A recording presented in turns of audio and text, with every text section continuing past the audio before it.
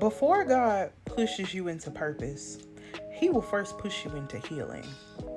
Let's talk about it. A few years back, I worked at a gas station and we had a kitchen in there. So one night, I was changing the oil out of the fryers and I didn't quite let the grease cool down as much as I should have. I go to put the oil back in the container that it needed to go in to be taken out. And the oil was still so hot that it busted through the container and oil went everywhere, including on my foot. It was the worst pain that I had ever felt at the time. It was paralyzing. And the recovery time behind the burns, I had first and second degree burns. And I had to sit out of work for a few weeks because the wounds on my foot held me back from being able to work. I couldn't walk properly. I couldn't do anything because the wound on my foot was so hurtful that I couldn't really do anything like I needed to. And it frustrated me not being able to do anything like I wanted. But when I took the time to stop being frustrated and I let the foot heal, I did the proper work that I needed to do for the foot to heal. Everything was fine and I was able to go back to work and I was able to work at my full capacity.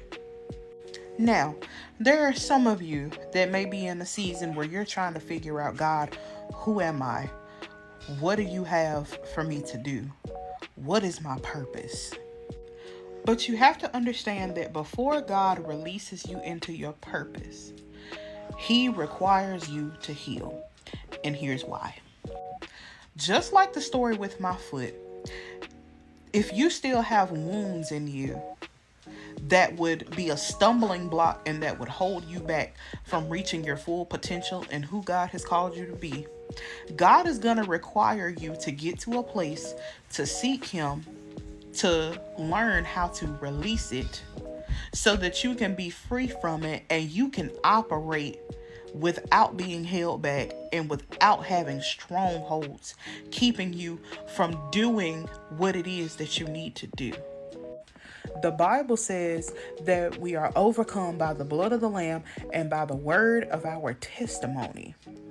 So that means that in order to have a testimony, we have to have gone through something. And to be able to overcome with the word of our testimony has to mean that we have to overcome the thing so that we can be able to show others, or whatever platform it is that God gives you, or whatever it is that He's called you to. You have to have some kind of inkling about how to show another person the way. You can't teach somebody how to fix a car if you don't know anything about what it takes to fix a car. You can't teach somebody how to operate in forgiveness whenever you haven't even mastered forgiveness and you still have a bitter heart. So whatever it is in you that you need to lay before God and cleanse out of you, allow God to do it. Because the thing about healing is God can't heal what you don't reveal. And if you walk around carrying that, you won't in any part of your life be able to reach your full potential because you'll be so bound by the wounds and by the hurts of whatever that is that it may look like for you. And understand that healing is not linear. Understand that there are layers to it and that as you progress, there may be other layers that come by.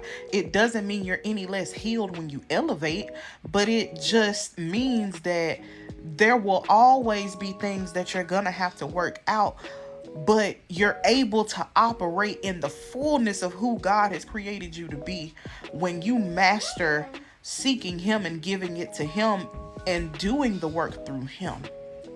So I encourage you today that the best way to see the best results in what God has for you is to let God get you at your best self. Follow me to stay plugged into purpose, and I'll see you in the next video.